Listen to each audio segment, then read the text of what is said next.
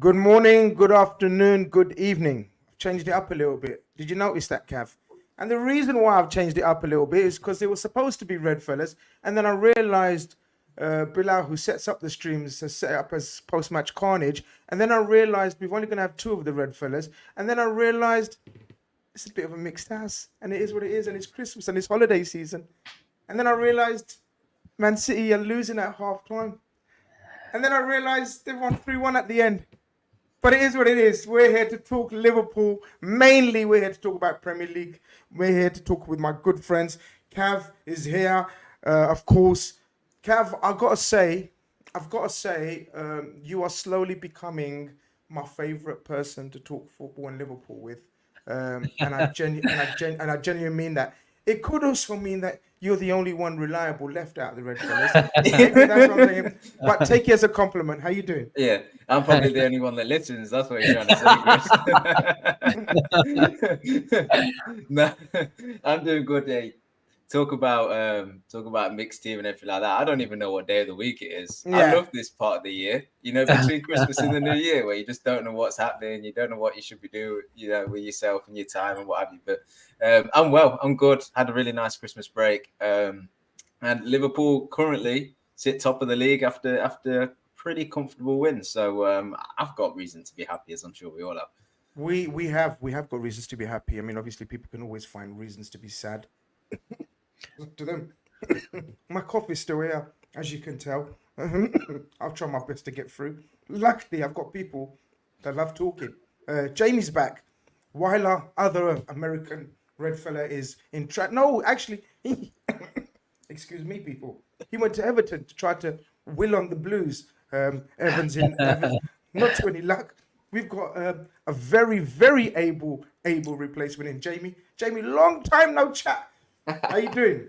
Hey, Grizz. I'm so happy to be back on Khanage, talking Liverpool. I swear, Grizz had hit me up a couple times to come on, and I literally had been on vacation or away with my wife every single time, so there was no getting out of it. But luckily, the stars aligned to be back here today, and I was on a couple times last year, and we were terrible. So hopefully, if things go downhill from here, everybody at least knows where to throw the blame. Put the blame. But, exactly. So happy to be back. Thank you.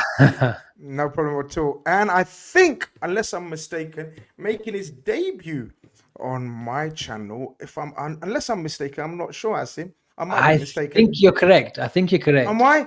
Yeah, we've shared a stage, but not on your channel. Oh, amazing. Well, there you go. Much awaited debut then. Asim from, of course, Born and Red, fresh from doing a show on his channel. First and foremost, make sure you do, guys, go and check out Born and Red. Asim, who's very famously becoming the team. I was going to say the team home and away mascot, but that's offensive. It's not offensive, but it's like, I don't know how you want to say it. Sort of the unofficial cameraman of Liverpool FC, home and away, captures all the footage. How you doing, Asim? You're going to get me in trouble, especially when the atmosphere at Anfield is a talking point. But no, thank you very much. Put your phone away, crew. Yeah. Put your phone away. But yeah, thank you very much for having me, Grizz. It's been a longer wait, hasn't it? And Jamie, you've been saying that you sort of haven't been able to come on the channel. You've been did you say that you've been saying no to Grizz a few times? I've been sort of reluctantly saying no to Grizz. I've sent him a bit of a schedule now. That here's my schedule for the week. So there's badminton in there, there's circuit classes in there. So whenever he asks me, I'm sure he's got that message. Yeah, but you know what it is? Shall I tell you the funny thing, right? You did tell me that, right? But I thought it's Christmas week, it's holiday season. I thought it might be, like Pav says, this is the week where no one knows anyone's timetable. Yeah. People don't know what time of day it is, what night it is, what's the plan, what's the order. So I thought I might get away with it. And it's actually worked out. Because it has worked our way. Oh, Reedy's in the building. Big up Reedy, Leicester City fan. Asim, the legend, in with Grizz. Prince Teddy, haven't seen you for a little while. How you doing? Hit the like button on your way, people. He's right. We already know the house rules. When you go to someone's house in this day and age, you take off your shoes, I think, in certain countries. Not all countries, I guess. And in this house, you take off you walk in and you smash a like. That's what we ask for. It's actually good. Actually, let's start off with how we treat the holiday season, because we've got three different cultures here, three different parts of the world almost. Three different, yeah. So Cav, I'll start off with you. You, I'm assuming, do practice Christmas. You celebrate Christmas. What's it like for you at this time of year, around the Christmas, New Year's? Just very briefly, a day in the Cav household when it comes to the holiday season. uh, pretty well, it's been different for me this year because I'm not hosting Christmas. So for the past few years, I've cooked, which means I've been left to my own devices in the kitchen, and I've hosted and everything. But this year I was round my mum's house. She did all the cooking. I just got to sit there, eat as much as I want, drank as much as I want, and took a bit of a back step. So Christmas was quite relaxed for me, to be honest. And to be honest, just spending time just with family and friends. I just love the Christmas break because everybody seems to get together. And also for me personally, in my line of work, Christmas is the only time where things actually stop. So when we have a couple of weeks off at Christmas, it's an actual break, which is really nice. Take any time off during the rest of the year, you still get calls and texts and emails, and you're never left alone. But Christmas, it is a genuine break. So I try to use that time to actually really spend time with the people I really care about, which is of course my family and friends and so on. So it's a little bit more relaxed, and yeah, even more so this year, like I said, because I'm not doing the hosting, which is great. Amazing, but I'm intrigued to know what you cook, because you said you cook, so I'm intrigued. Like, I'm a cook. I call myself a cook, but I cook like Weetabix, like cornflakes. I was gonna, as a Grizz, I was gonna say, I've seen your WhatsApp pictures. You're not a cook. Yeah, but I'm glad you said Weetabix. the reason why I'm saying I'm a cook, so the reason why I'm saying that is everyone calls themselves a cook, right? Until you actually taste it and see it. So I can fry an egg. I'm a cook. Can you actually make anything of any relevance?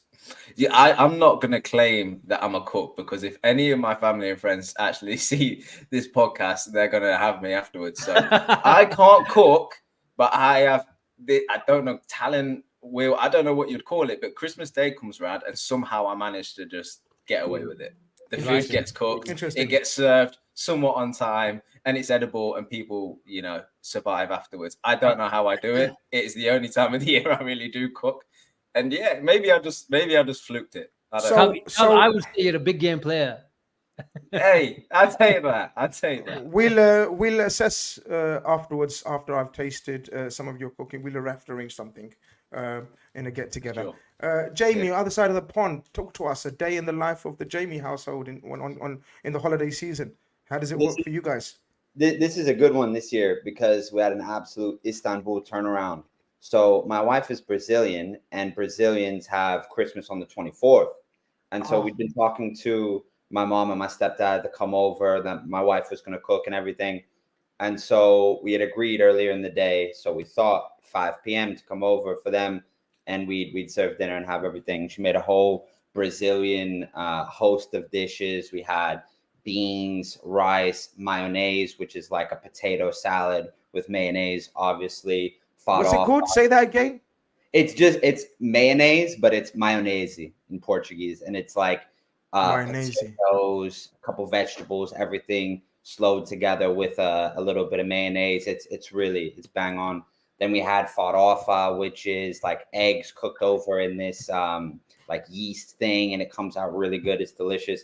And so it's like 5:15, and we text my mother that we need her to come and bring knives over as well. And they're 15 minutes late in our heads. And my mom's like, wait, you mean today? And she's like, oh, no, we thought that you were talking about the 25th. We were going to come tomorrow.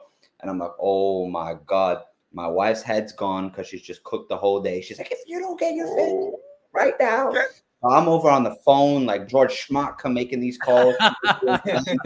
We get my mom and my stepdad over.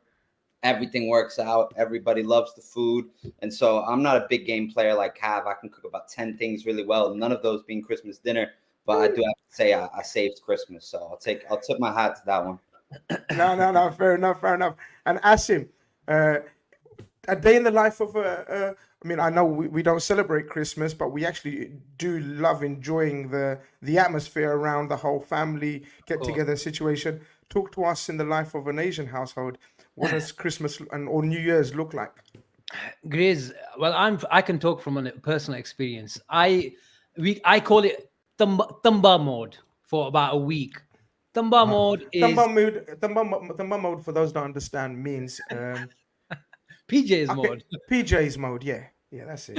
Yeah, family around. I'm lucky to live in a cul-de-sac with my mum and dad across the road, my brother across the road, and in the locality there's family houses as well. And all I do from house to house for a week or two is go and eat. Eat. My new year resolution started about a month and a half ago. So hence I was talking about circuit classes and gym classes, so I can enjoy this period.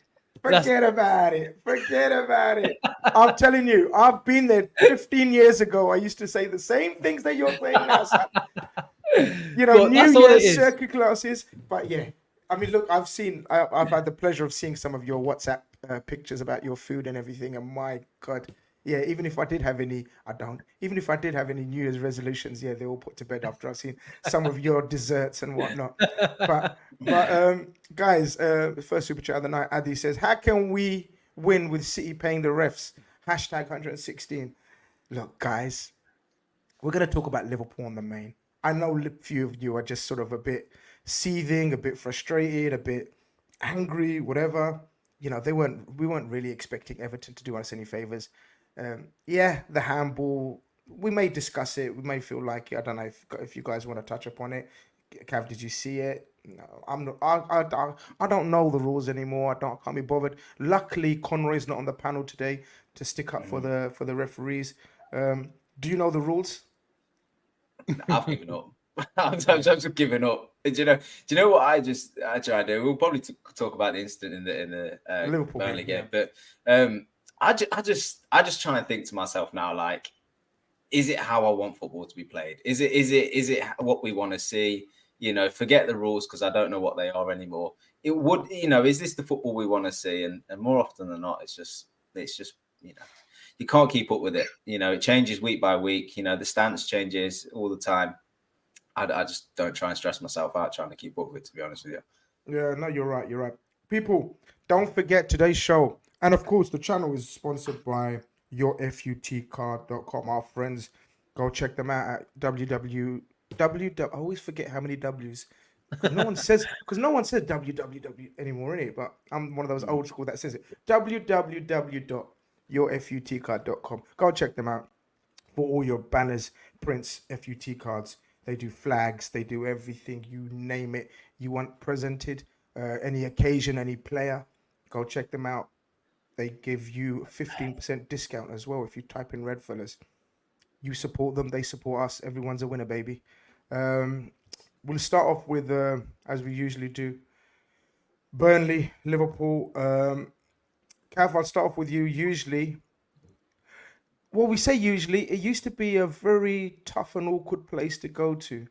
But since a certain Vinny company has taken over, it's not so much. And we could have definitely made it far easier than we did in the end.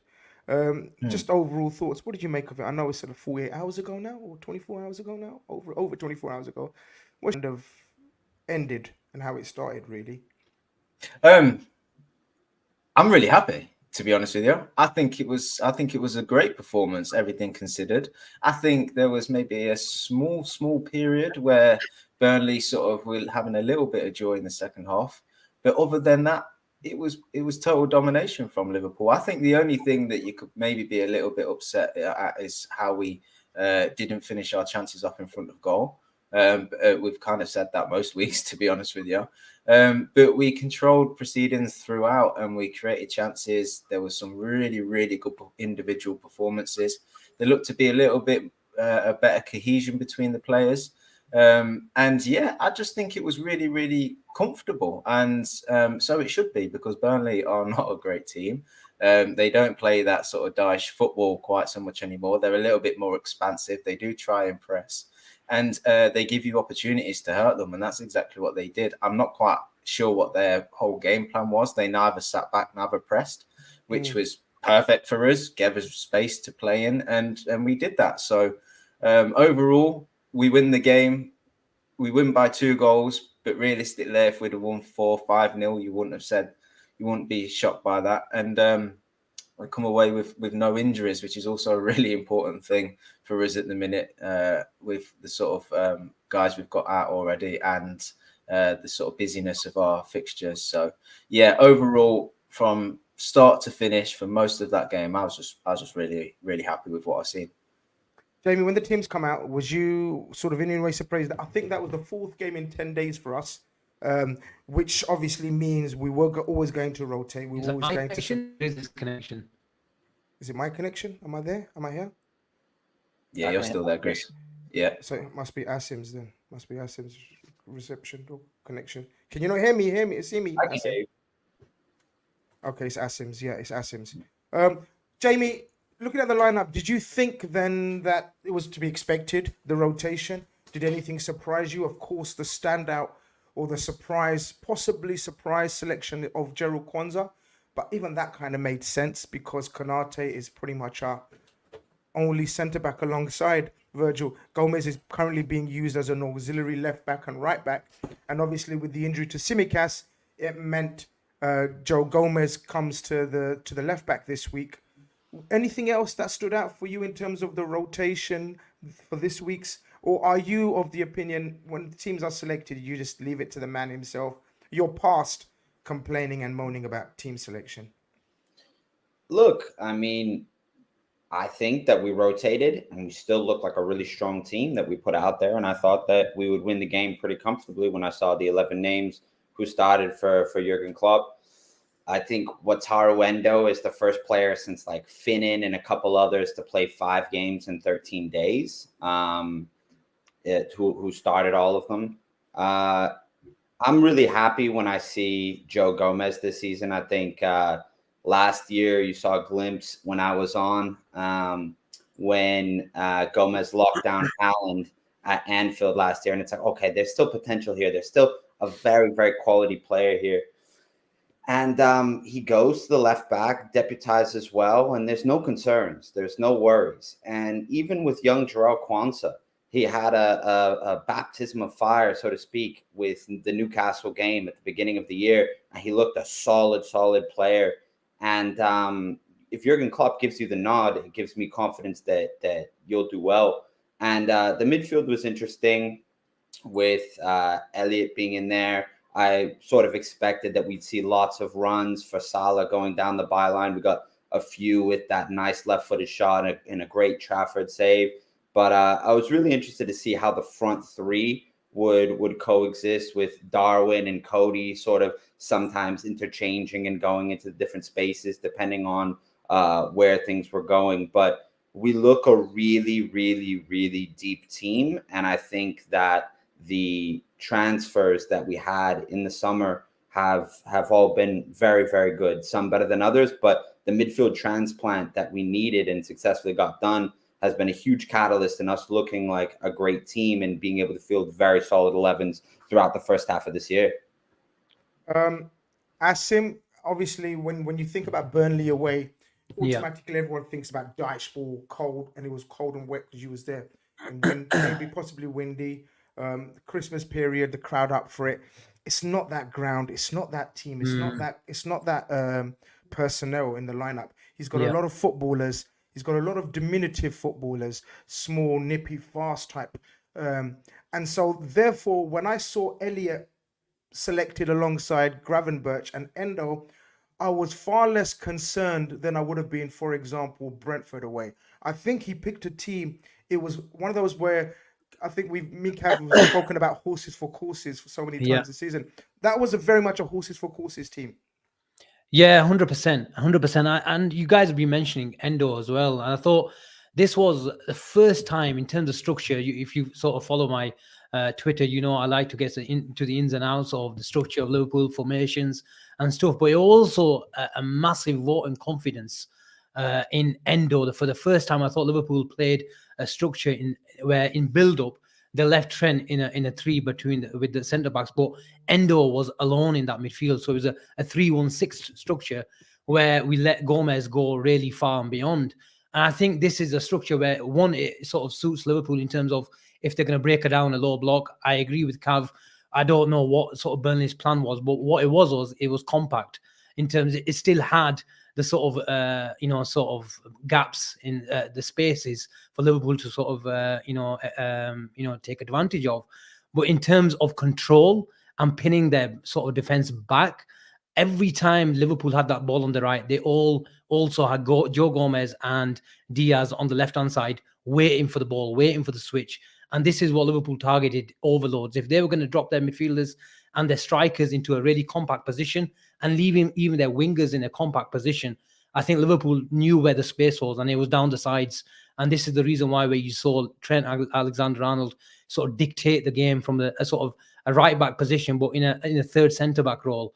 And, Liverpool, I thought the fluidity, I think Harvey Elliott, whenever I've seen him, whether it's on the bench or whenever he starts, he might not have had the impact in terms of his individuality on the pitch, but I think he makes us play better football, if I may say so, if that's fair enough. Just like Darwin Núñez, I think Darwin Núñez on the pitch makes the Liverpool a more threatening team. He might not bag every game, but in terms of fluidity and interchanging positions, I thought, yeah, you're right. And I was walking up to the ground with a few Burnley fans, and they said, look, we're going to lose the ball a couple of times in defense by trying to play the ball out. Someone's going to fall over. Someone's going to try to beat a breaker line, but we're going to mess up. We're going to fuck up, and you're going to win the ball high up the field, and you'll score a goal. And they were predicting 3-0 and 3-1 score lines.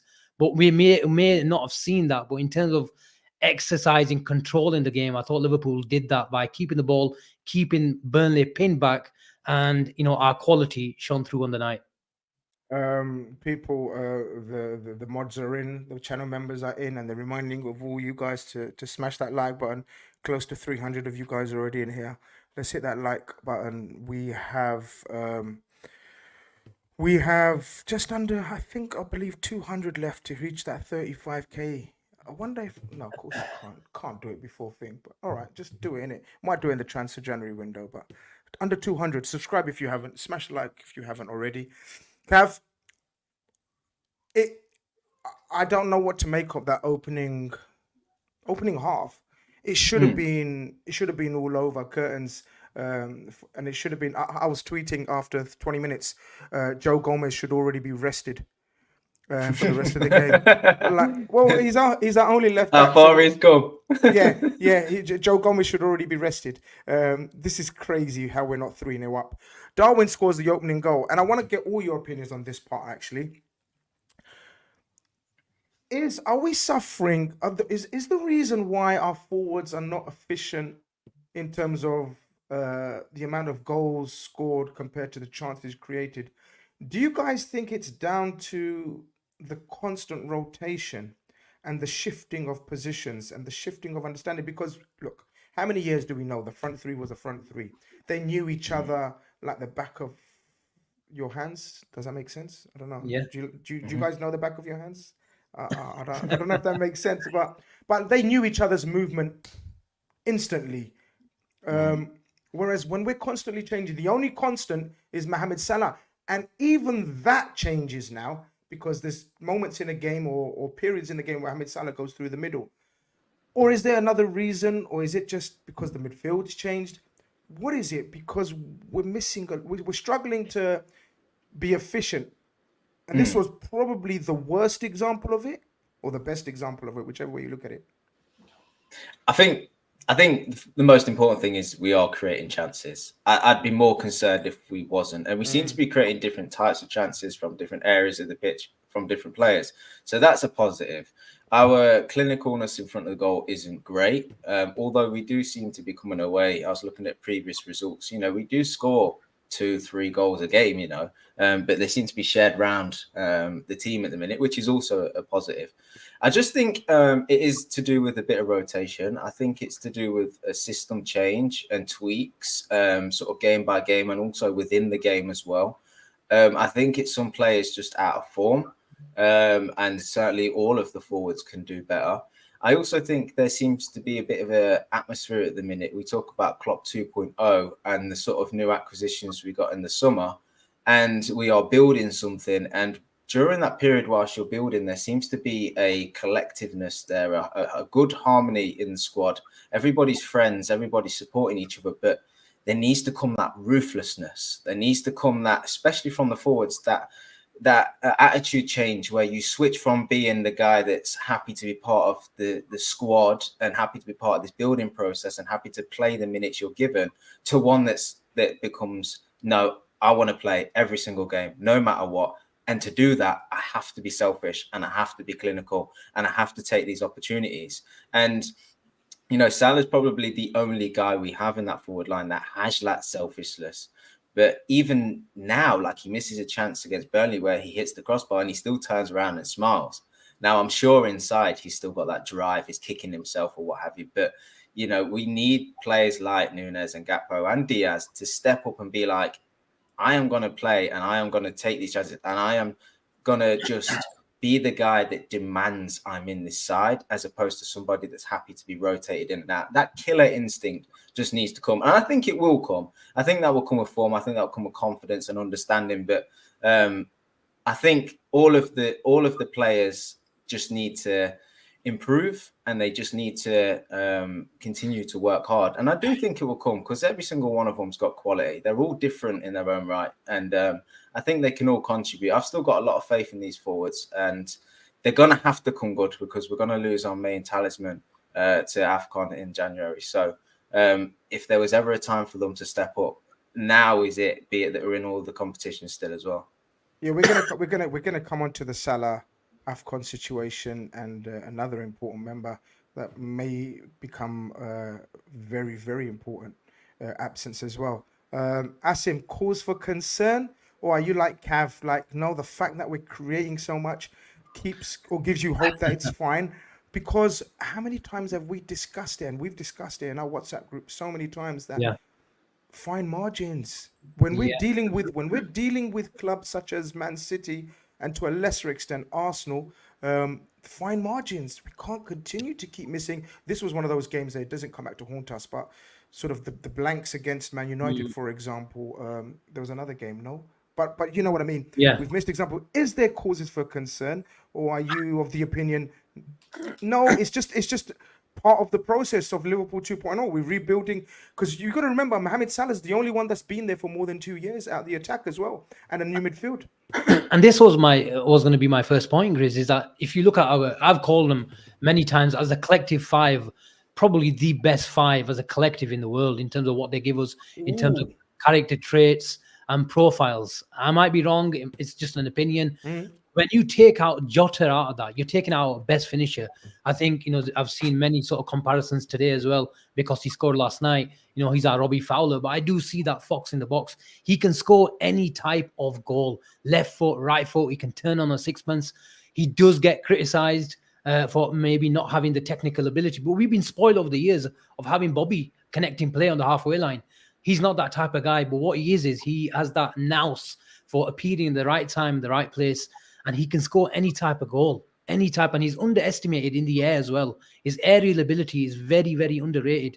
And if you're going to take that out of the five, out of the firing line for a month or two, you're going to miss that player. And then combined with the fact that Gakpo, like you suggested, Grace, Gakpo and Darwin are having their own sort of problems. Diaz is having his own problems on and off the pitch. So you're going to see a natural drop-off. Because let's be honest, Gakpo and Darwin haven't really established themselves as proper Liverpool first teamers yet. There's a sort of, a rotation, but no one has nailed it down yet through performances.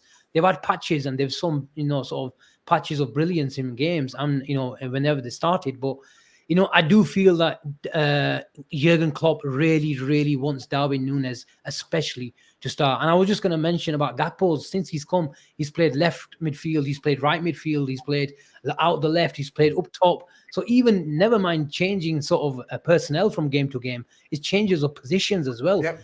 Because no one can really nail it down. So Liverpool as a team are going through, sort of tweaks and transition as well. We're seeking perfection.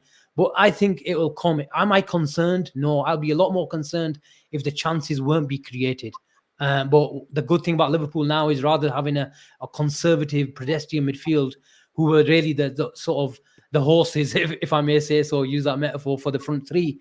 Now we've got creators, whether it's Trent from midfield in the deep areas, defensive areas, and then you've got Szoboszlai, McAllister, and even Curtis as well, and Elliott has shown recently as well. If we didn't have the creators, I'd be a lot more concerned. But I know we're going to go through a purple patch as well throughout the season where everything is going to go in. And I firmly believe Liverpool will see some 3-0, 4-0 scorelines because we can't go on missing and 10, 15 chances every single. How many shots was it? 64 shots in about 2 games against Arsenal. And I admit about 6 of them or 10 of them were coming off Gakpo's arse in the United. Who cares? Yeah, But, who cares, man? But Yeah. who cares? But Yeah. yeah, I'm not concerned. And I'm definitely not concerned now with the return of the slaughter. Big up to 1892 Reds TV in the channel, in the chat as well, guys. Smash those like buttons if you haven't already, or tap them. Don't need to smash them. We don't promote aggressiveness on this channel or violent nature. Just tap it. That'll do. Jamie, like Asim says, where someone's due a whooping. It should have been Burnley. It should have been Burnley, absolutely, because at halftime there was 8 shots on target. I thought the keeper, guys. This keeper's a very good keeper. What's his name again? I've forgotten. Trafford. Yeah. My God, he's a bloody good keeper. I thought he was Come outstanding. through at Man City, didn't he? I don't know. Yeah, come through at Man City, and I think Burnley signed him for a good fee as well, 20 plus million. I'm sure. He looks like a little boy. But he was very, very agile, very confident with the ball at his feet as well. Because when you got someone like Darwin Núñez hunting you down, like sort of locks flowing everywhere, quite a sight. It's like sort of, it's like a scene from Game of Thrones, but he was very calm and collected. Jamie, now Núñez strokes one in beautifully, and you think to yourself, this is the start of like an easy 3 points. I mean, it was a stroll in the park almost. It should have been a stroll in the park. Same question to you. Are you concerned, or are you it's cool, it'll come? I think our vision is a little bit hazy due to the fact that we're in first place, because realistically, after the season that we had last year and where we are now, the amount of growth that we've had, especially with the transfers, as I mentioned before, is astronomical. And that's not even with the forward line firing as it potentially could. I mean, if we had, Bobby, Sadio, and Mo from anywhere between 2018 and 2020 in this team, we'd be ahead by 10 points, I reckon, honestly. And that's not cause for concern with the deputies that we have at the top of the field. Núñez is a project. We've missed Jota, that's obvious. Luis Diaz has not been the guy who came on against Chelsea in the Carabao Cup and absolutely lit it up, taking it down the left line and giving escape routes to Liverpool since that Thomas Partey challenge. And he's obviously had so much that he's come through in the past 2 months or so. Cody Gakpo, I think, has been a really, really solid player for Liverpool, despite the fact that he's played in multiple positions. And I mean, if we think about the Liverpool of old, that team didn't get to be the way that it was until Mohamed Salah was added. And that's of 2 years of Bobby, a year of Sadio, and then the goals start to explode. But it was over a 2-year period. And so I think right now we know that there is a league title in play because we're in first place. But I don't think that we should hold this forward line to expectations that's beyond what they're able to give us, especially with what we know that we had previously. And that's not to say that they won't score goals and that they can't get better. I think if you look at Darwin Núñez for Uruguay, he can get into places and be efficient. That he can do it. I've seen him do it for Uruguay. And it's just now a matter of, instead of making 1 goal in every 5 good opportunities, 1 in 4, 1 in 3. It's such an ironic situation with Darwin where he hits a beautiful shot at the top of the box. Keeper's got no chance, well placed. And then there's one where he's going in and you think, all right, he's about to hit it. And he does some back heel thing.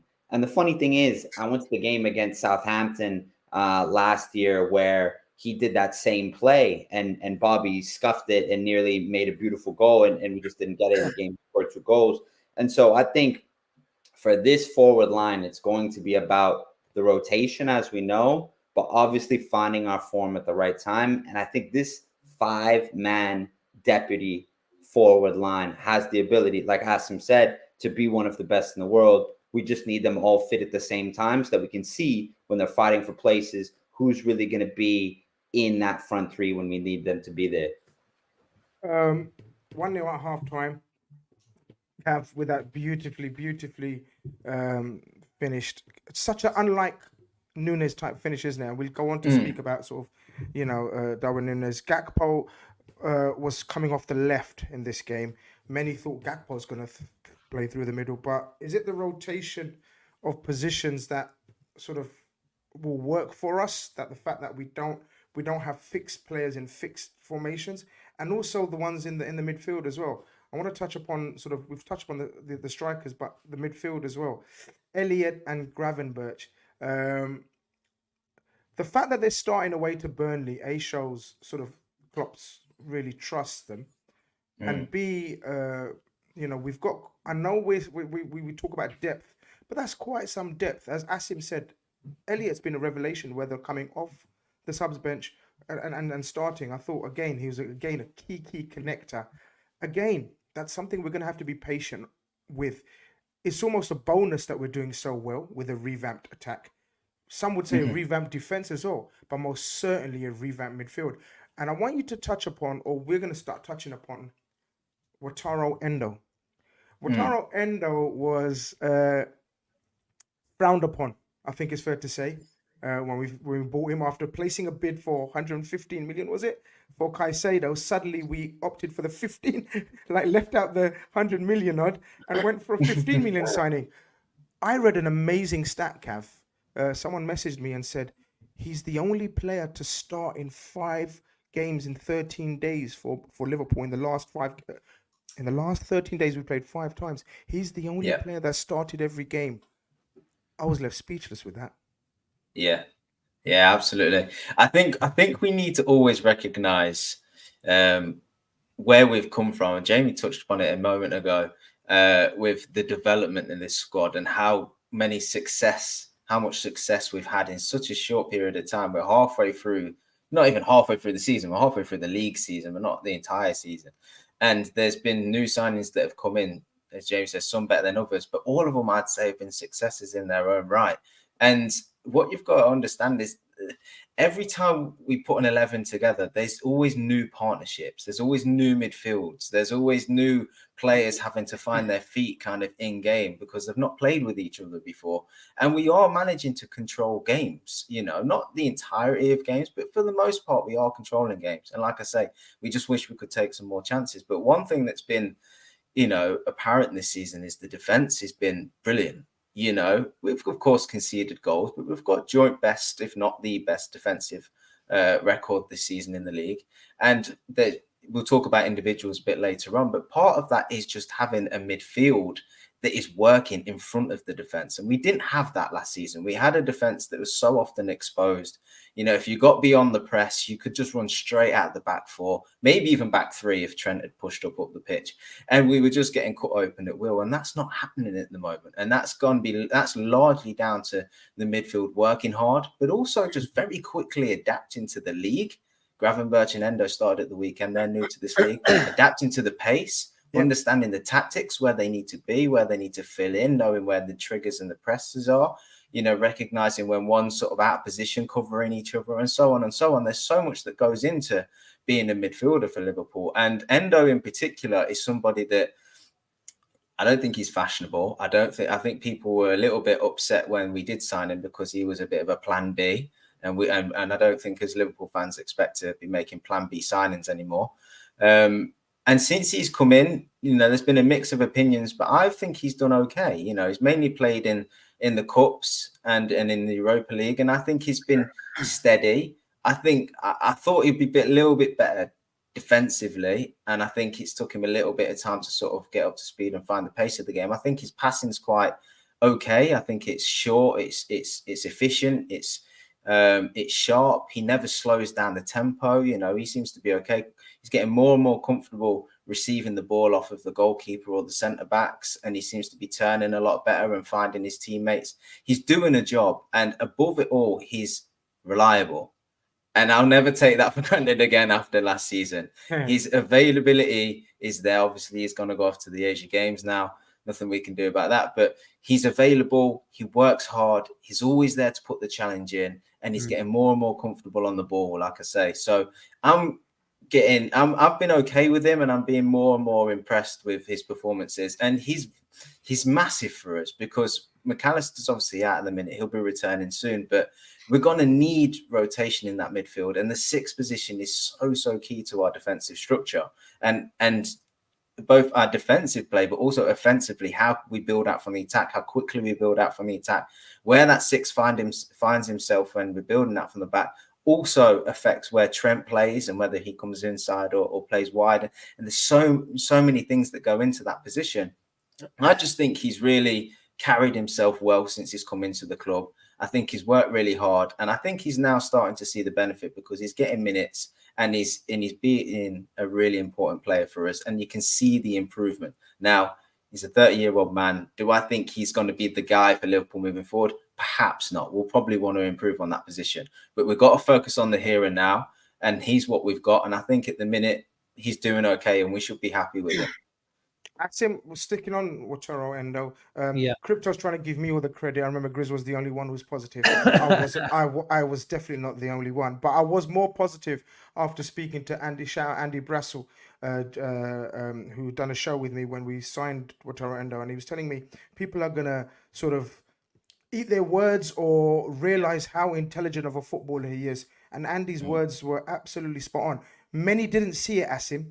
Many didn't see it, and it's understandable because the frustration of Liverpool fans was that if we're looking to spend X amount, why have we looked to spend this amount? But I've always maintained, Asim, I don't care about the prices, and I mean this. I just want the quality and the profile of player to be correct. Now, like Cav says, moving forward, he may not be the long-term successor. And I maintain he won't be the long-term successor to the number 6. But right now, Asim, just imagine no Endo for the last however long it's been. Where would we been without Endo? Yeah, 100%. And if you consider the type of games that we were playing, these were high-intensity games, probably games that suited. We needed someone who's comfortable and who likes putting a foot into the tackle. And I think he rolled his sleeves up on those occasions, and I have to give him his flowers where I was probably suspecting these were the biggest games that he's probably ever played in terms of the magnitude of games. Arsenal at home, it was all even billed as a title decider, early on this season, but I know it wasn't that type of game, but, we like to promote and hype up games, don't we? But in terms of profile, 100% Grizz, you're right. He is a guy who has clarity in the position. He knows his role, where he can pop it off to the defenders. He can turn if he's got a bit of space. He is not that type of guy like a McAllister that is going to break lines. And let's not I think, downplay McAllister's role as well, in the early parts of the season, because even though we know he's so comfortable in the ball, that Argentinian tenacity, we shouldn't downplay it, because he likes to put a foot in the tackle as well. And we have to realize how many times, we can't forget how many times he's won the ball and he's just played that first ball, and our transition in the attacking sense has gone from, Darwin Núñez or Salah putting the ball back in that. Salah more so than Darwin, I should hasten to add. But look, in terms of in the last 4 or 5 games, yes, I think, and I touched on it before, the confidence that the manager has had in him to make sure we can play with that structure and rotate it so we're not predictable in the build-up. And we have to realize that Robertson's been missing, Shimmerkas has been coming. And with all due respect to our left-backs, even with Gomez, they're not the sort of Guardiola, or they're not the Nathan Ake type of defenders where they're very, very comfortable in the build-up. So what Jurgen Klopp has been playing is his 2 defenders, like the old style where Fabinho and Thiago or Wijnaldum would sit in front of the midfield, and Van Dijk or Gomez or Van Dijk, Matip, Van Dijk, Kanate would split as a 2, and it was man-to-man. But, that was what probably was exposing us. And maybe if we can sort of have a rotation in the build-up, whether we do a 4-2, a 3-2, or a 3-1, like we saw yesterday, it gives Liverpool, options. I mean, it makes us less predictable, more time on the ball in the case of Endo as well. And in terms of this system and structure, it's always been perceived as a positional type of structure. But I think we're seeing now it's a Jurgen Klopp element on that sort of setup where it's controlled chaos. And I absolutely love the fluidity, whether it's in midfield, whether it's in attack with Harvey Elliott coming in. And I think with even Endo, I think someone touched on it where in terms of if Trent plays on the outside or the inside, it puts extra responsibility on someone like Szoboszlai to come inside. But yesterday was a big moment for me where Liverpool played a structure where he had total confidence in this player, and it showed. And we can't forget the fact that someone like Fabinho, who was unbelievable, one of the best DMs that we've seen in the Premier League in this sort of recent era, he took 6 months to learn the role. When he came, Jurgen Klopp said, look, we play that defensive midfielder role differently. And it has to be said for the same for someone like Endo, who came, who probably, I didn't see, his team in the German league, how he played that. But Liverpool play, and we need to make sure our DM wins the ball, we can sustain attacks high up the field. And now he's doing that. And now he's hoping to see that express him, in terms of his confidence. He's growing and it only get better. We have to remember what sort of in Stanley's game. We lost likes of Henderson and Milner. And when someone like Thiago comes back and Bajcetic comes back, he'll probably go down the pecking order. But in terms of rotation, in terms of the squad, the depth of it, we can't complain. If he's the 4th, 5th, 6th choice, then he's a brilliant footballer to bring in. Jamie, Asim talks about Asim talks about his sort of reliability, availability, and his adaptation, which has been, I think, very, very, very amazing. Like, as he says, our midfielders. So, for example, I don't want to criticize him, but I'm just giving an example of the same time scale. So we've spoken about Gravenberch coming in as well. And I think it's fair to say he struggled slightly in terms of picking up the positions and the requirements and sort of the pressing triggers. All of these things, playing in a Klopp midfield isn't easy.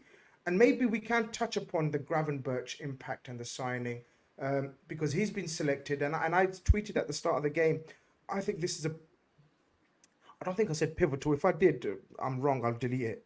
I'll delete the tweet. I hope I didn't say pivotal, but I said an important game. I think important game to show his talent and quality because I knew Burnley wasn't that old Burnley where they're going to be rough and up at him. They're going to let you play, and they did let him play. I think he needs to do more, but I think it's one of those ones where he's younger and you can see the experience of Endo coming through. Endo, of course, captain of Japan, another captain added to the team roster. And I think Gravenberch we're going to have to be slightly more patient with because it was one of those games where me personally, guys, and feel free to tell me if I saw a different game, I thought he flattered to deceive a game. Yeah, it's a difficult one because he's had flashes of brilliance. You see the talent that he has dribbling with the football. He's very good in tight spaces, but I haven't yet seen consistently where he ties it all together. And, you know, it wasn't for trying yesterday because I think his overall performance wasn't great. But if that goal that Elliott scores doesn't get chalked back, he gets an assist, and then we would have had something tangible there to point to and say, you know, he's done something.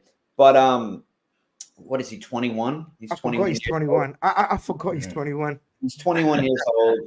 He's gone to Munich. It's not really worked out.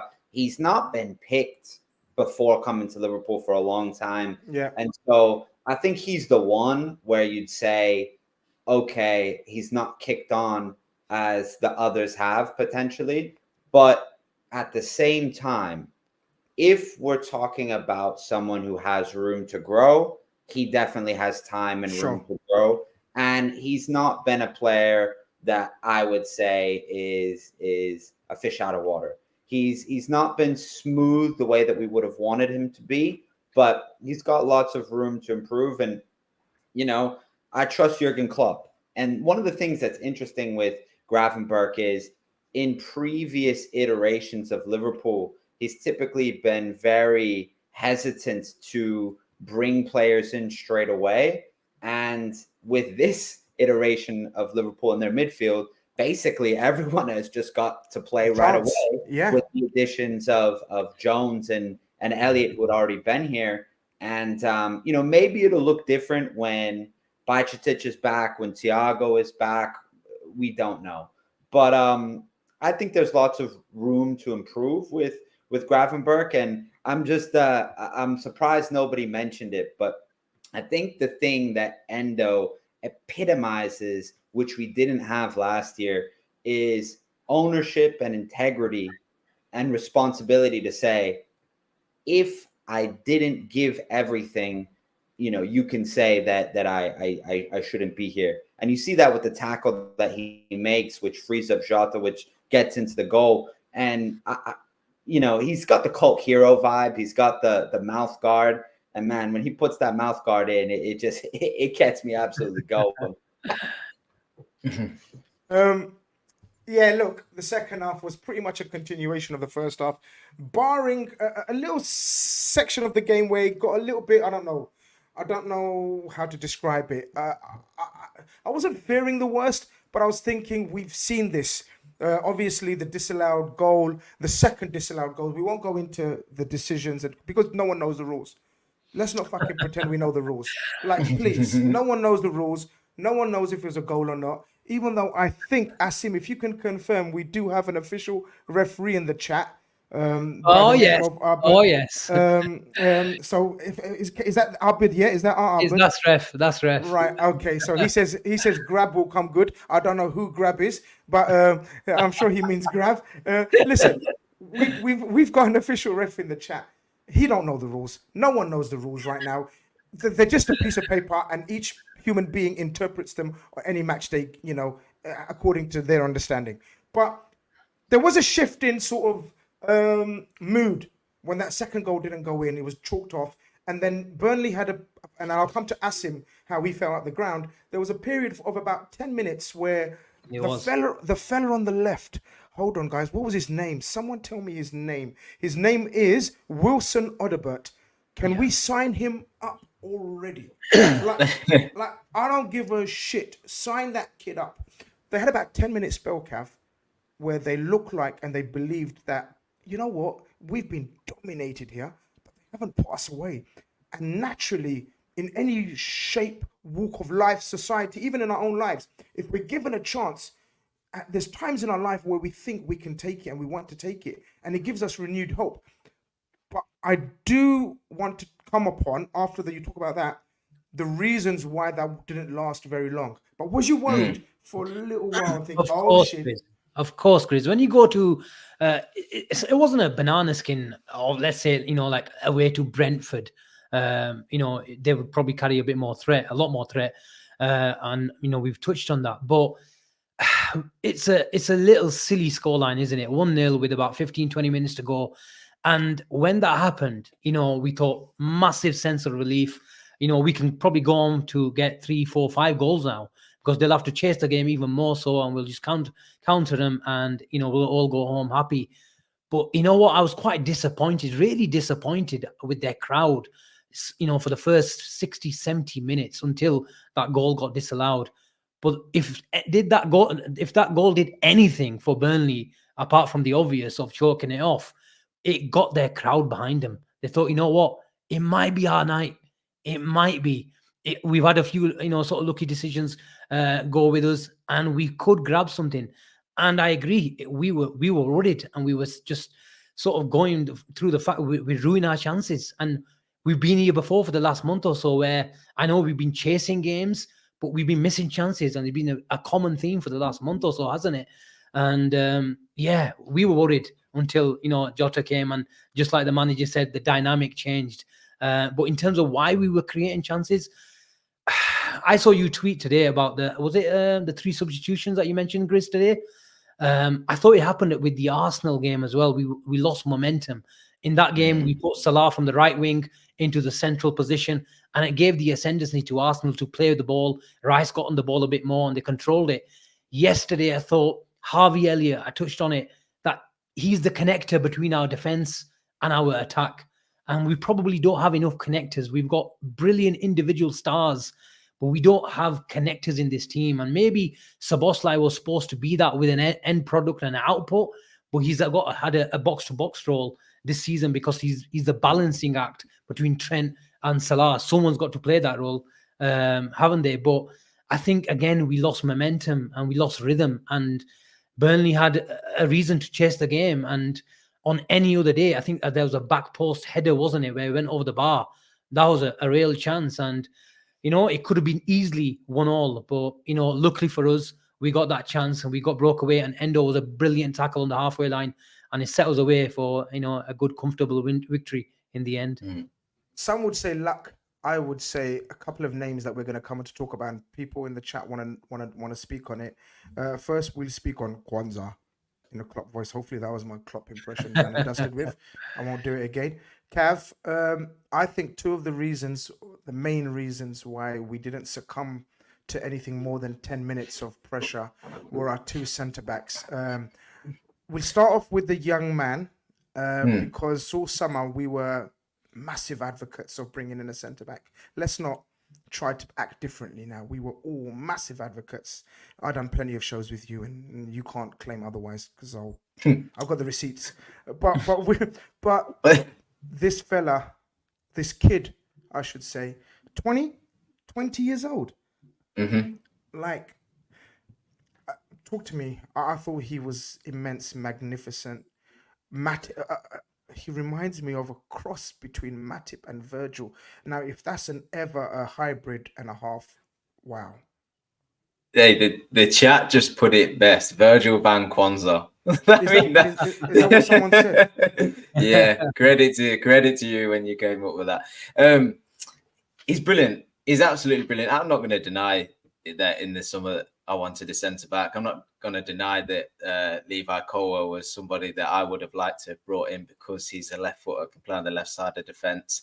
Was thinking about the immediate season, was also thinking about long term in terms of Virgil van Dijk and how long he can go on for at a top level and so on and so on.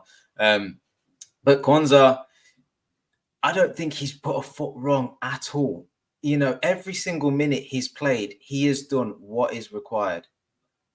You're on mute, Chris. Apart from the penalty, just the Palace yeah. penalty. Yeah, but even that, he's in the right. Process, he's in the right area. He reads the game. He goes to do the right thing. It's just timing's off, and that can happen to anybody. That can happen to the best of them. I just think he's stepped in.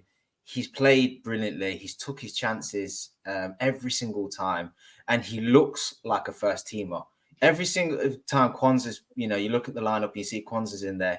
I just move on to the rest of the team. I don't bat an eyelid. I'm just so comfortable with him being in there now.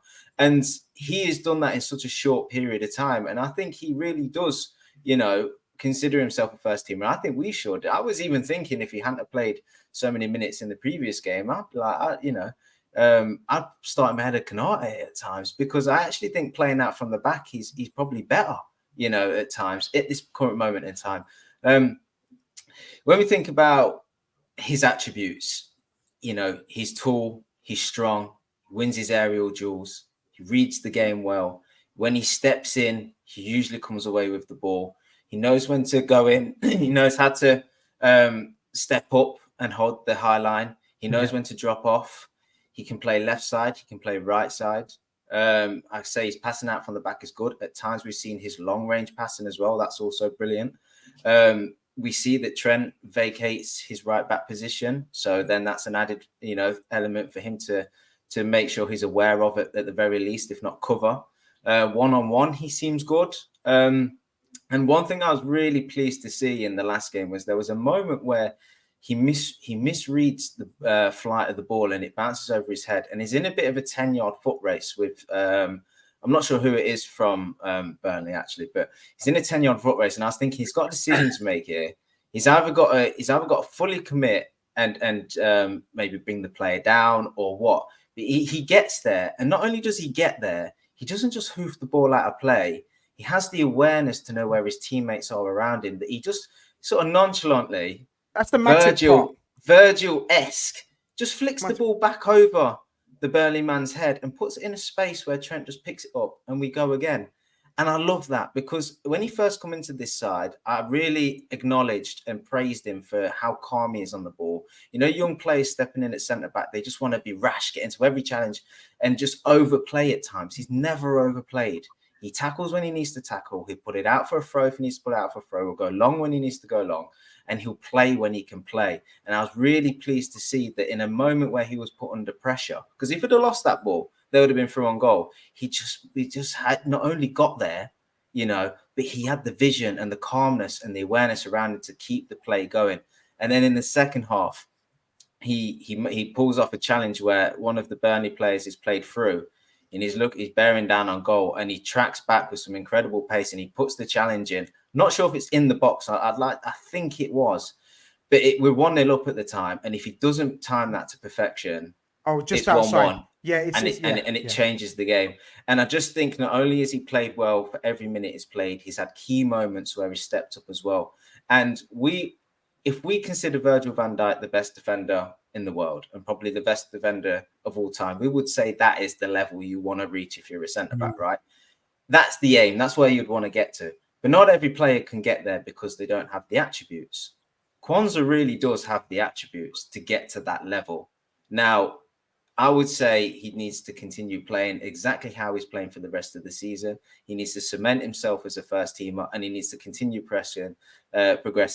And he just needs to continue exactly what he's been doing. Keep his head level, stay humble, because praise is going to start heaping. But he really can get there. He really can get there. And I'm not afraid to get really excited about this player, because if he was playing for Real Madrid, if he was playing for Barcelona, if he was playing for anybody else, we would all be talking this man up. But because he's a Liverpool youth prospect, we all have to calm our expectations. We all have to calm ourselves. And I'm saying, no, I'm going to heap the guy with praise, and I'm going to expect the most from him, because I truly have seen enough to expect that. Not expect it, but wouldn't be surprised if he achieves it. So I'm so pleased, and he's massive for us this season, and moving forward, he's probably saved us a hell of a lot of money in the defense. You know what I love about him, guys, and I've spoken about it a couple of times, but not enough. And I think we're seeing it more and more, and maybe the people that haven't seen it will start seeing it. If you point out something, you tend to see people look out for it more. Watch his nastiness. Do you know what I mean by that? I like my centre-backs to have a bit of, I'm old school. Carvalho of Chelsea used to have it. Even Baresi had it. You have to have this, it doesn't have to be going around making crazy tackles, but he's got this, he leaves one in on the player every single time. Almost like I used to, when I used to teach my Sunday league team, coach my Sunday league team, I used to always tell the centre-backs, and I don't know if you do, Jamie, with the kids. You know what I mean? I hope you're teaching the kids the right way, Jamie, out in the USA. But I used to always tell my centre-backs and my full-backs to let the attacker know you're there. That's all I used to say. And just let them know that this guy for 20, this guy always lets them know he's there. And I love that about him. But Jamie, Kwanzaa chat, we've got hopefully loads and loads to talk about Kwanzaa. I want to touch upon our captain, our skipper, our leader now. I woke up this morning thinking I need to do a tweet on Virgil van Dijk. I think it's not spoken enough of sort of the role he's played so far this season. So many of his compatriots left this season. Think about it, guys. They've been together for 6-7 years. That core of Henderson, Fabinho, Milner, Bobby, Virgil, all split up now. And he's pretty much the only one left, along with Robertson, Alisson and Salah, you could say, out the senior crew. Not only has he been made captain, but there was loads of doubts about his overall form situation. Will we get Virgil back? Will we get our Virgil back? I think yesterday was another example of him. And Asim will know more because he was at the game. But Jamie, at the like every time there's a bit of, what's the word? When you're under pressure. Jeopardy. Virgil is there in every situation, calming everyone alongside him. So not only is he changing partners in terms of centre-backs and young centre-backs, but the job he's doing and the form he's showing, I can't speak highly enough. It's been 6 years to the day of Virgil van Dijk? Was it the 27th he signed on December of 2017? Man, I remember looking on Instagram, seeing the picture of him behind the Christmas tree, and I just knew this is the one. This is going to be the guy who takes us to the promised land. And looking back over 6 years, I don't think I could have ever been more right about a player, but I think we all were, because we knew what we had. We knew what was coming. He had done so well for Southampton the year prior, I think, before he had his ACL injury or whatever it was that he had that had him out.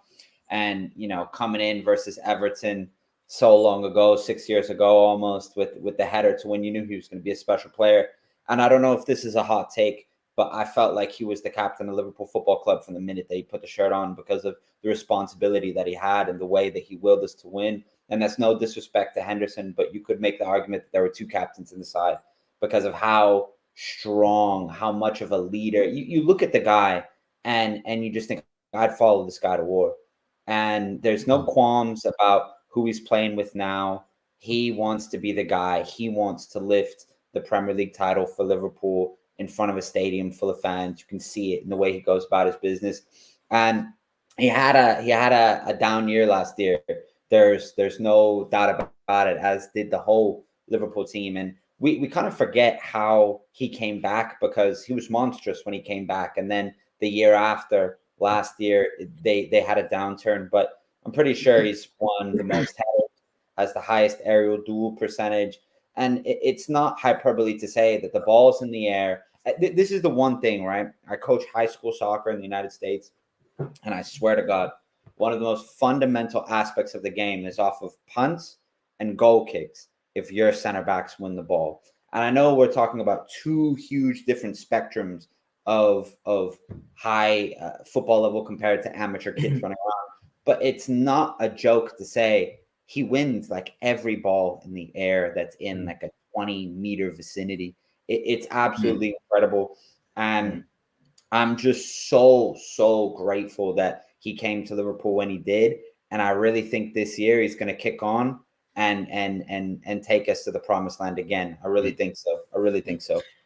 Jamie, to add to your point, can you remember the days of Lovren and Skirtle? I used to be terrified of goal kicks. I swear to God, because it was a 50-50 whether they were going to win the aerial duel or not. And if we lost the aerial duel, they were straight in on goal. Virgil comes in every corner and every goal kick. I'm just sat back in the sofa. I'm like, if it goes towards Virgil, we're cool. You know, go ahead, please do it and give us the ball back. Cav, some strikers don't even try. but you know, Asim, you know, when people talk about he uses aura as defending, and you know, it's become a bit of a Twitter fan base's sort of slander almost against Virgil. It's not actually, because if you deeply analyze it, that aura is actually true. Attackers, if certain players, and it worked for certain attackers as well, and defenders and midfielders, if you have an aura about you, people refrain or people don't try certain things.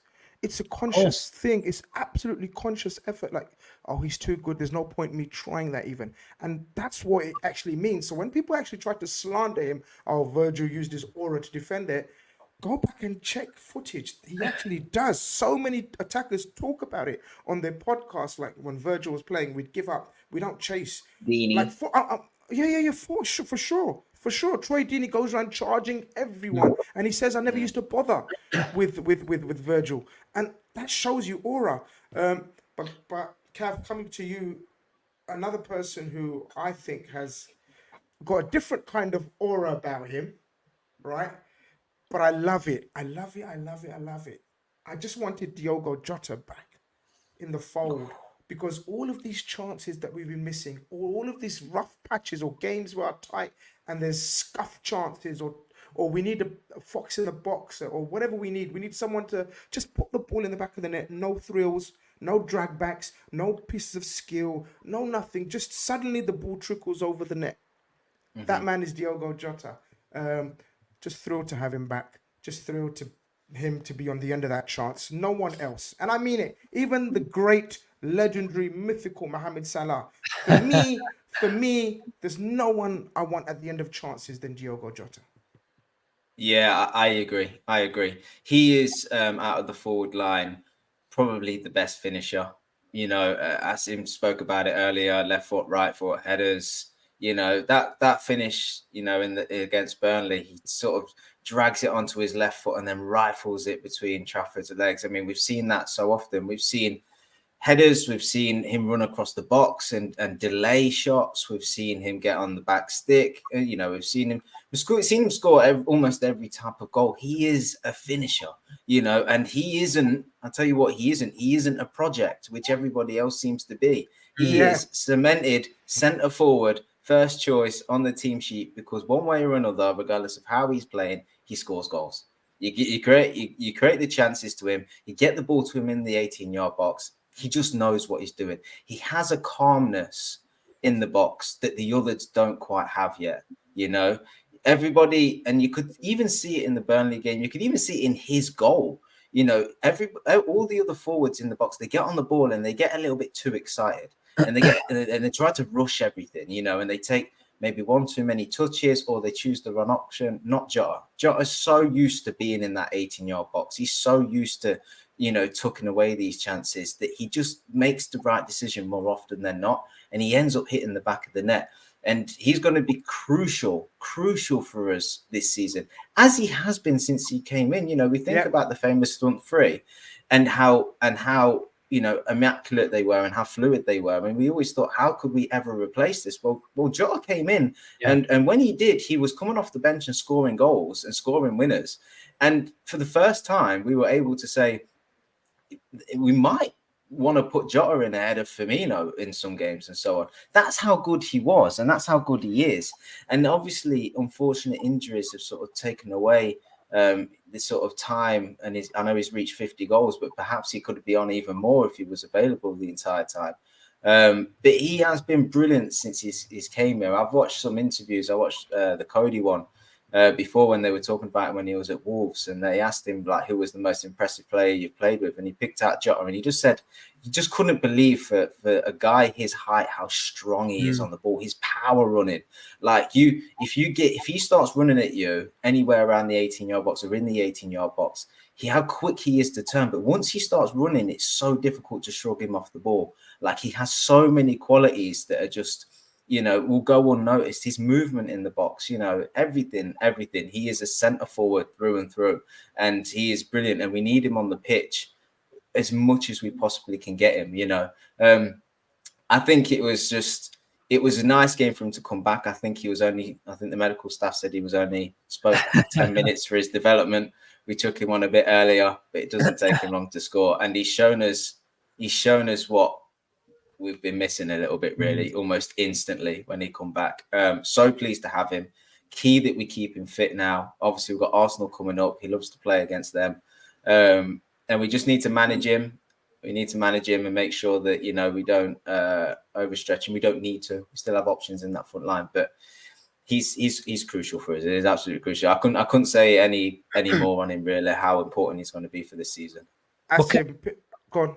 Yeah, but Cav, 100%, I agree with everything that he says. I think we've been crying out because of, obviously, Jota, the profile, the player he is, and we're going to miss his character traits and personality on the pitch. But I think he's the perfect hybrid between Gakpo and Darwin Núñez. And we've been looking to transition from this Jurgen Klopp high energy type of football to this, call it Pep Guardiola type, Pep Limders influenced type of positional play. But in terms of where there was a outcry of Gakpo for United, because we thought United are going to park the post. We need a smart player to sort of break the lines, make that little turn and pass, and strike, like we saw last year against United. But I think he's the perfect blend where if we need someone to play on the shoulder, he can do that. If we need someone to connect play, yes, albeit I understand, granted, he's not as gifted as someone like Bobby or even Gakpo in terms of having a touch like him. But I think he's the perfect blend. He's deceptively quick, deceptively strong, underrated in the air, and he has every single character trait. And there was a goal this year where remember that Owen goal against Ayala? Obviously, he wasn't as good as that, but he took it across the defender and whacked it in the far corner. There's so many. You look at him, you probably don't think which is his stronger foot. Is it his left? Is it right? So we don't have that in our front line, and he even has that arrogance in a nice way where he doesn't look at Salah and think he's Mohamed Salah. I'm Diego Jota. I've got my own right in playing this. I was going to say that, Asim. Do you remember when he first came in, or not even when he first came in, but he was not overawed? Do you remember we were in the middle of Bobby, Mane, and Salah, and we were thinking, whoever we bring in has to be Mbappe levels to compete. Yeah. He said, "I'm here to compete. I'm not here to." And you're right. Just like we were speaking about Kwanzaa and his confidence levels, Jota has shown that, and now he is the most senior forward after Salah, right? He's the most senior forward after Salah. Yeah. Someone, I brought up that comment earlier. Pixelated Pigeon channel member, valued channel member, big up Pixelated Pigeon every time. He says, "Title charger is on if we can keep Jota fit, guys." I so firmly believe, amongst all of the others usual players that we talk about, Salah has to stay fit, Alisson, Virgil. I think Jota is in that elite category for me as well. If we're going to have a title charge, like Saeed suggests, and I didn't want to respond to Saeed because I just want to respond with Imarco, who says, "Shut up, Saeed." So shut up, Saeed. But Jota's vital. He comes in that category of must stay fit if we have any chance in this title race. Crucial goals, Chris. Crucial goals. I don't know the exact stat, but there's a lot of talk about Jota scoring and breaking the deadlock. And we are going to come up against low blocks, resilient defenses, especially at Anfield. And when you need someone just to come up in the box, he is that man, whether he starts or makes an impact on the bench. And I've been seeing a lot of, statements about Darwin Núñez. If he bangs, Liverpool could be, winning the league. But more importantly, Diego Jota, because he's got the track record. Shall I tell you why, in my opinion? Shall I tell you why, guys, in my opinion? I think Cav touched upon confidence. He doesn't need to be having a good game. Yeah. Diaz and Núñez have to be flying. Yeah. In terms of their performance, their touch. Diaz's tricks have to be coming off. Núñez's first time touch and run have to be coming off. His crosses have to be coming off. Salah, of course, but we know Salah. Jota's the only one. Even Gakpo. Salah's the only. Jota's the only other one who doesn't have to be looking great for him to bag. Like at the end of the game, you could be saying, "Where is Jota?" Crying for Jota. I'll take Jota off. Take Jota. Do you remember Asim? We were Arsenal away a couple of seasons back, and the whole away section was saying, "Take Jota off," and I was like, "Just keep him on the pitch. Just keep him on the pitch." He was having a stinker of a game. Bang, out of the blue, got us the winning goal. He's that kind of guy. Jamie, we got the victory. And of course, we spoke about Jota, and it's going to be absolutely vital now. Suddenly, we're not going to have the options and variety of attack that we had all season because Mohamed Salah plays his last game before he goes off to the AFCON on Sunday. Is it playing Newcastle Sunday? Yeah. Sunday, isn't it? Monday, I beg your pardon. Monday night. Wow. Whole week, yeah? What we're going to do for a whole week? All right, we'll think of something. But Mohamed Salah goes away. Suddenly, we've got 4 attackers. Jota just come back from injury. It's vital that we keep these options open, especially Doak to a lesser extent, obviously injured. That just gives us the 4 attackers to keep busy in a very busy period. It's vital that they all remain fit right now because I have more than slight concerns without Mohamed Salah. I'm going to be honest. Who wouldn't have concerns about Mohamed Salah being there? But at the same time, we've come through red cards. We've come through the PGMOL. We've come through, every conspiracy that you could imagine. No, but it'll be tough for more than just Mohamed Salah being gone. But I believe we play 3 competitions in the next month. Yep. We've got Fulham twice over. We've got Arsenal in the FA Cup. Twice Fulham, Chelsea, twice Arsenal. And so it's gonna be a make or break part of the season. But at the same time, Liverpool Football Club, we should be gearing up, raring for this, being excited and seeing there's opportunities here to win silverware. Am I concerned that Mohamed Salah is going to be gone for a little while? Yeah, obviously, as anyone would be. But I think that, as we've mentioned before here on this show, it'll be the perfect time for others to step up. Let's see when the chips are down how Darwin Núñez is going to play, how Cody Gakpo is going to play, how Luis Diaz is going to play, how Diogo Jota is going to play. See where Harvey Elliott ends up on any different amount of rotation and different XIs where he could feature. I think there's something very, very, very underrated about the Carabao Cup. And here's what it is, right? You get all your fans into Wembley in late January, early February, and you get a little taste of what it can be like for the rest of the season. It can get you motivated in a way that's different that I didn't know until we won it in, 2022? In 2022. And so I think the game with Arsenal will also be interesting because we're both going for the title. And so, does Mikel Arteta think, it's not worth it to go heavy and experienced in this game at the expense of the Premier League? I don't know. I think there's so many twists and turns and so much room to grow, because I think the last thing I'll say on Liverpool and Mohamed Salah leaving is I don't think we've played our best football yet, and we're in first position. I don't think we've played our best football yet.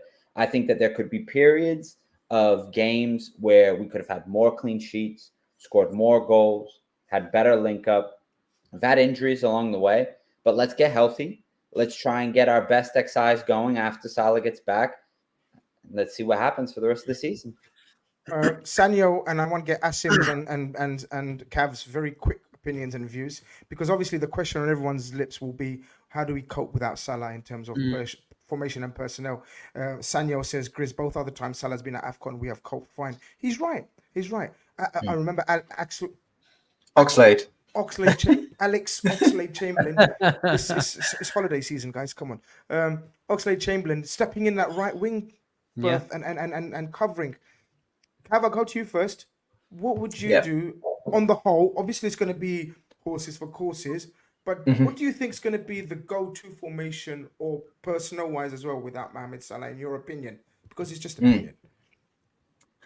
I think that we may play Elliott on the right wing. And possibly Szoboszlai if required, but obviously you're taking two midfield options out of what's already a little bit of a depleted midfield with the absence of Endo and McAllister, although McAllister hopefully should be returning soon, and putting them into the forward line. So we do need to manage the midfield properly as well.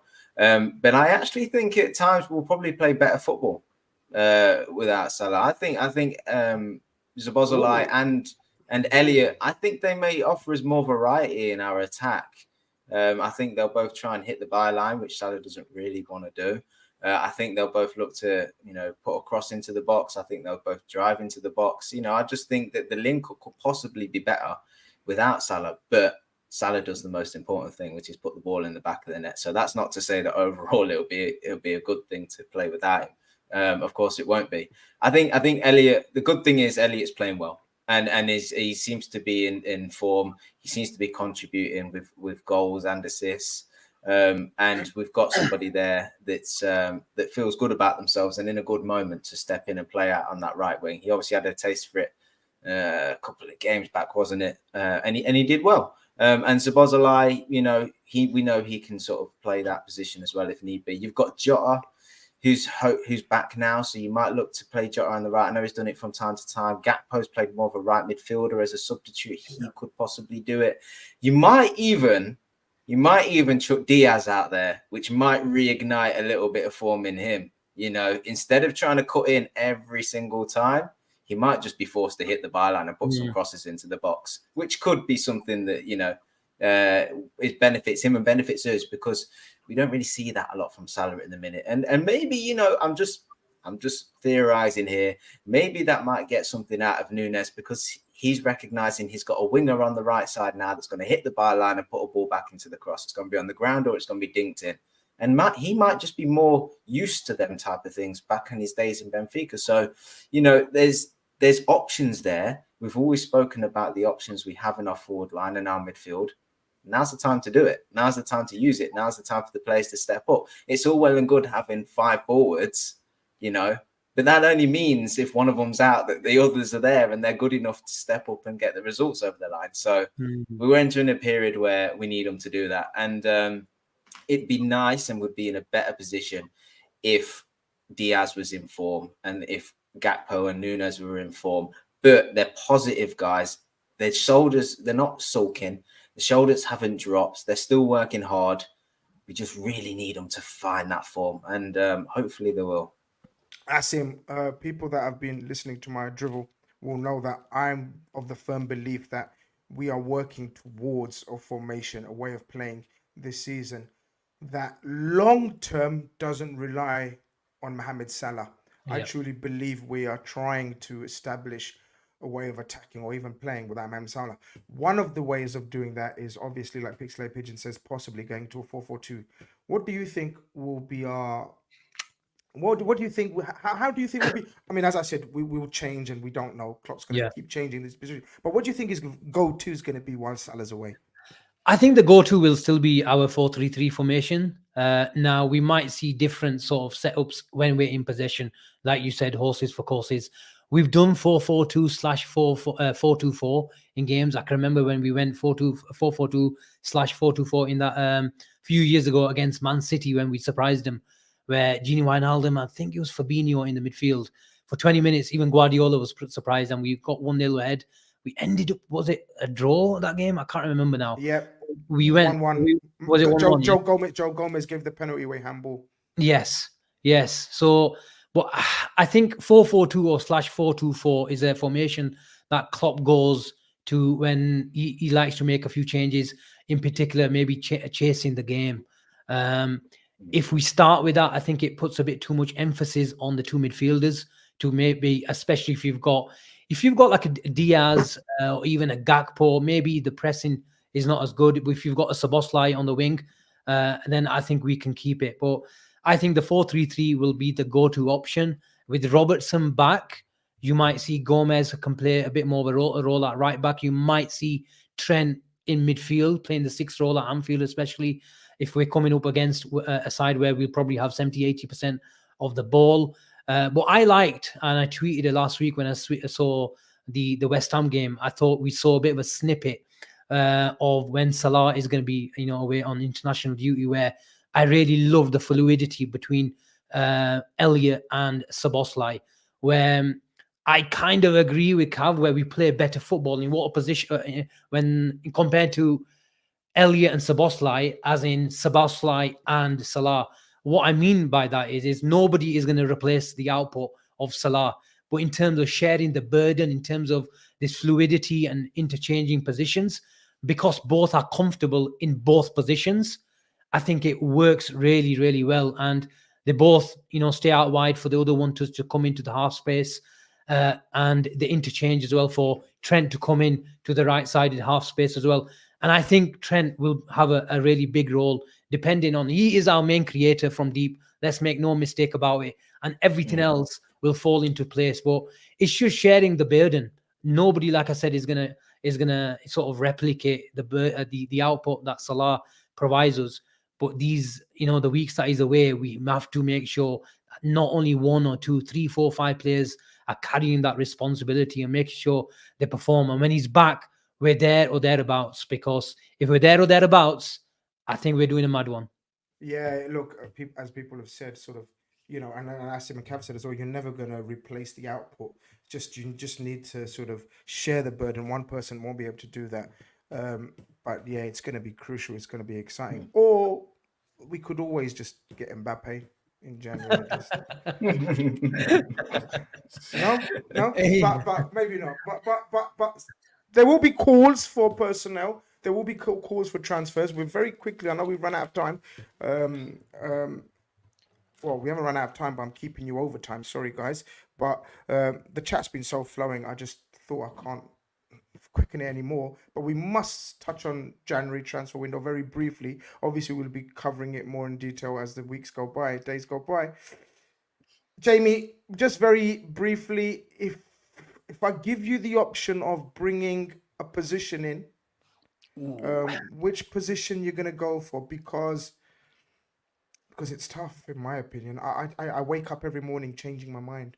I'm flip flopping like anything. But what's the one position that you'd go for as a bona fide? All right, I'm doing this. It's such a cop out, Grizz. It's such a cop out. But I think everyone knows what I'm going to say. It's going to be someone who can play left back and center back. I think that would be the most obvious inclusion. I know Anthony Robinson was linked today. I know the lad from Sporting, Gonzalo Inacio, I believe, was linked in those positions. I think if it came down to the money, I think probably, I know Aiton Nori is someone who everyone who watches the Premier League rates him, thinks he's a good player as well. I think he and Gonzalo Inacio will probably be pretty expensive. I could see. Put it this way: no one rates Aiton Nori more than Mohamed Salah. Wink, wink, nudge, nudge. That's what I'm saying. Mohamed Salah is an advocate of Nori. Anthony Robinson had Mohamed Salah on an island the last game. It felt like when we played Fulham. But yeah, I mean, I think Tsimikas injured. Oh yeah, injured.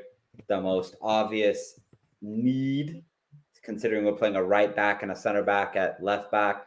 I'd go Anthony Robinson at £20 million. I think it could be something that could help us. Cav. I guess probably has to be a defender. Would it be a centre back? Would it be more of a centre back that can play left back, or would it be a left back that can play at centre back? If you know what I mean. See, in a perfect world, we'd get an Ake type player that's comfortable playing out from the back and play both left centre back and left back. But looking at the sort of guys that are linked, the sort of tangible sort of acquisitions, I think Aiton Nori and Robinson would be good. They are out and out sort of left backs. I like the idea of getting the left back as well, just to add that width to our team, just to have that overlapping player that can put the ball into the box as well. We've seen Aiton Nori, especially against us, how well he does going forward and what have you. But it's the ripple effect, isn't it? If you get a left back, you free up Joe Gomez to play either centre back or right back. If he plays right back, do you want to put? And this is the question I was going to come to all of you guys. Do you want to change Joe Gomez? Because if you don't, and he's excelling at playing auxiliary left back and right back, and he hasn't, I don't think he's performed to the levels at centre back that he has at fullback since his injury. Of course, we know originally Joe Gomez was the ultimate centre back alongside Virgil, but I mean, since his injury and since his comeback from injury, I don't think he's played as well as he has at fullback. So can I tempt you with a centre back and leave Joe Gomez as the auxiliary fullback? Can I tempt you? No. I just think in Kwanzaa and Konate and Virgil will have enough, and I think it's really unfortunate. I think it would be really unfortunate for one of them to get injured. Konate is probably the most likely, isn't he? But even then, I'd be all right with Gomez in this current form stepping into centre back for a few weeks, especially with Robertson coming back.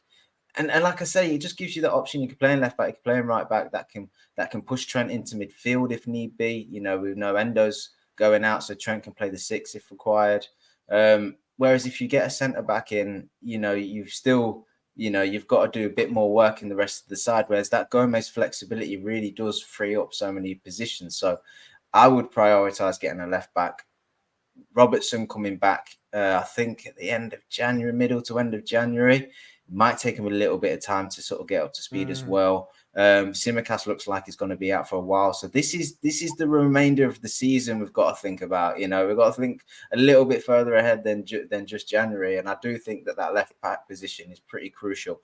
Endo will come back to the midfield. Salah will come back to the forward line. We have enough numbers there. You know, hopefully we just fingers crossed need these just to keep the guys we have available fit. And you now have players finding form. You have Gravenberch back in there. I think we spoke a little bit about him earlier, but he's going to continue to develop. Yeah. Curtis Jones come back in and look like he's got a real good tactical understanding and stuff. So in midfield, we can maneuver things if we need to. Definitely. Forward line, we can as well. So I just think that left back's probably at this point in time with the injuries we've got, one of them positions. And I don't have much faith in Bajcetic and Thiago coming back anytime soon as well. So I'm just disregarding that completely, to be honest with you. Bonus if it happens. Yeah, one of those ones. Yeah. Omar's in the chat. He says, "Hi, no idea what the convo is." If he just ended the sentence there, that would have been absolutely perfect and fitting for him. But he added for some reason, but I want to send it back, lad. Asim, same questions basically to end it with. Centre back that can play left back, i.e. Inacio, or a left back that has attacking attributes, i.e. Robinson and Nouri. But then that, basically what we've discussed. Which way are you shifting towards? I agree with I think both of them are more inclined towards a left back who can play centre back as well. Okay. I think Gomez can do a job. I agree. His probably days, with all due respect, at centre back he can do a job. His fourth choice now at centre back. Do we agree? By the way, guys. By the way, is Kwanzaa ahead of Gomez at centre back, guys? Give me a yes. I know. Yes. Yeah. 100%. Yeah. Okay. Well, too easy to answer. The proof's in the pudding, isn't it? The proof's in the pudding.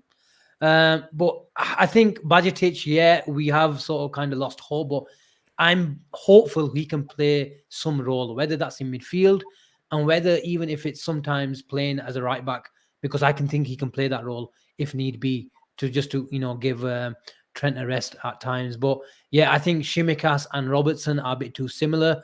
Whether we do something in the market in the summer with one of them, more in sort of likely with Tsimikas, but we need to replace one of them to make sure that defender, especially if we're going to stick with this system. If it was a normal conventional 4-3-3, I'd be happy with it. But we're adaptable. We're bringing versatile players who can play different setups and different systems. And the two areas have been talked about, haven't they? That left side is centre back role. Although I must stress that Robertson has done a really, really good job there in his own way. He's done a really good job. And the other area is the deficiency at DM. So if we're going to provide a bit of extra protection, if we're not going to buy a DM because of Endo and McAllister, we might look at it obviously in the summer. Then I want a bit of extra protection in that last defensive line. And if we can get a defensive type left back, so you want a defense. So you want a more defensive type of left back, stroke centre back, as opposed to. Correct. This is what I can't work out what I want. Because if we want Gomez as that.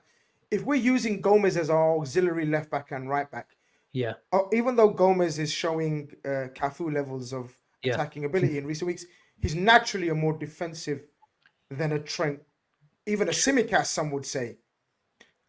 I don't know, man. Do you want a more defense? So all of you want a more defensive. The reason why I say it is Grizz is for my own liking. I still think we're conceding a few more chances than someone like Arsenal and Man City. I know we're top of the league, but you see a bit more control in their play. And for me, the likes of Kyle Walker, the likes of Ben White staying in that last line, it gives them a bit more protection. And we don't even have the Rodri, we don't even have the Declan Rice. So we don't have the third defender in the last line in transition, and we don't have the DM to protect all that. So something has to give, and I'm not surprised why we concede a few more chances. And we sort of shore up that in those areas. I think it'll improve us. I've done a poll with the two names linked this morning with left backs. When it comes to left backs, Robinson of Fulham and Nouri of Wolves, and like Nouri's won the vote, leading the vote quite convincingly, guys. I thought it would be closer. What was the percentage? Robinson's an actual athlete, Like Robinson, for me, I think, guys, I know a lot of Fulham fans, obviously studying in London and living in London all my life. They think, and I agree with them, he's probably one of the quickest fullbacks in the Premier League, He's actually a physical specimen. He's lightning, and I love having speed at the back of our defense.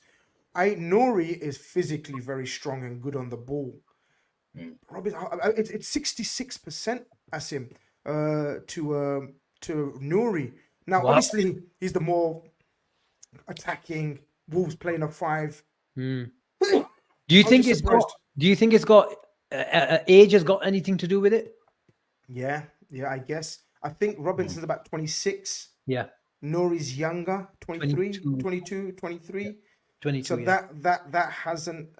But I don't know, man. If I want an orthodox left back, because Robertson, you're right, Asim. Robertson took a little while, but he's adapted very nicely, and there's always going to be adaptation. Gomez plays that role very well, though. Gomez, but the thing is, we automatically thought Gomez is going to be our Carl Walker stroke Ben White type fullback, centre back. He's been playing like an overlapping wing back. It's Yeah. mad. I don't get it. So you'd think Gomez, Konate, and Virgil would be our base, and then let Trent do the roaming. And Yeah. but it's been obvious. Like we've still left 2 at the back with Endo and Gomez overlapping, and Trent inverting. It's quite mad how we've played it in recent weeks. But look, let's see. I think we will do some business. I think it will be 1 if we do. I don't think we're going to be going all out for 2, even though many would demand 2. I think attack's fine, guys. We can always be picky and choosy and want more, but I think attack's fine. Midfield depth is there as long as the injuries clear up. And McAllister hopefully should be back. Hopefully, if not Newcastle, but definitely after that. Guys, we're gonna have to end it there, otherwise we're gonna talk all night. Because I think you starred a few super chats. Yeah. I'm just gonna go through the super chats now. Ravinder sends in a super chat. He says, respectfully and love to all making LFC content. Watch Grizz for years. Been watching Asim on his channel recently. Top brother and top channel. Absolutely couldn't agree more. Thank you, Rob. Go make sure you go check out Born and Red. As I said, guys. Yo, what's good is in the building. He says Kwanzaa probably our second best ball playing centre back. That being said, I think there's a lot to be desired with his running ground power. New centre back still needed, in my opinion. Yeah, look, he's a young lad. I don't think he's matured physically either, guys. If he's 20, I don't think he has. Grizz, you know who Kwanzaa reminds me of a little bit? Hit it. John Stones at Everton. I like that. I like his composure. Honestly, guys, if this was about a couple of years ago, many would be clamoring for him to be converted into a DM, because that was the seen thing to do. When you get a centre back like that a couple of years ago, automatically it was seen, convert him into a DM. But the modern way of playing, Pep has suggested or has shown that it's no, you can be that ball playing DM playing at centre back. So I don't think there's a need for him to be sort of turned into a centre back. A DM. Memphis Depay, what's he doing in our chat? He says, "Community man, is the title charge on?" I guess that's a brilliant way of ending it. Is the title charge on? It's pretty much a couple of sentences answers, guys. I'll start with you, Jamie. Well, if we're first place after 38 games, we're first place after 19. Let's hope we can duplicate it. Absolutely. Cav, are you more confident than you was at the start of the season? Of course. But is your confidence growing week by week? Dwindling week by week? How are you? Where are you? No, it's growing. It's growing because we know the quality that this team has. We know how good it can be. And each game, each week, we're seeing signs that they can get there. And during that time, we're getting results. Obviously, we're disappointed with United, disappointed with Luton, disappointed with Arsenal. We're all being said and done halfway through the season, top of the table for now. And a lot of more development to come. If we can get through the festive period like we have done, and we can get through January like we have done previously, then we will really be in some confident form for a title charge. So yeah, I think we're in it, certainly. I love comments like these, guys. Asim, Zia says, Grizz, what are we doing at the top of the league? We don't deserve it. I don't believe that we don't deserve it. I'm forever fighting the lads at Big Six that keep telling me, they still, and I said, carry on doubting and not talking about us. I don't give a shit. I really don't give a shit, because we are the ones that watch our team week in, week out. And Vincent Kompany said something interesting today, Asim. Yeah. He said, I've played against some of the best teams Liverpool have created in the last, whatever era, yeah? And he said, even though the quality is, words to the effect of, even we don't know the final quality of this team, He goes, the energy and the intensity is back with this team. And to win a league, Asim, you have to be very hard to beat. 100%, 100%. Look, you know, yeah, I think Jamie mentioned it that we haven't been, you know, all singing, all dancing this season. But you know, in previous years, if you're sitting at the top of the table without even playing well, you'd be called a proper championship winning team where you can win ugly and still be, you know, performing, you know, to a level where you're picking up 3 points on a weekly basis. We're sat top of the tree, albeit with a game in hand for Arsenal. But I've always said it, you know, Grizz, we share a few WhatsApp groups, and I've been saying we're going to do a mad one this season, and we are going to do a mad one. Don't you worry about that. There you go. Omar and Asim says we pretty much won the league. Let's be real, guys. Ribbons are whoosh, as they say. Guys, I've really enjoyed tonight's chat show. Call it what you want. I call it more of a chat than a show, so to speak. Thank you so much, Asim, for coming on. It won't be the last time. It's definitely won't be the last time. And of course, Jamie, you have returned. If we do fall off from here, Jamie, you will be blocked. Not invited, you'll be blocked on all platforms.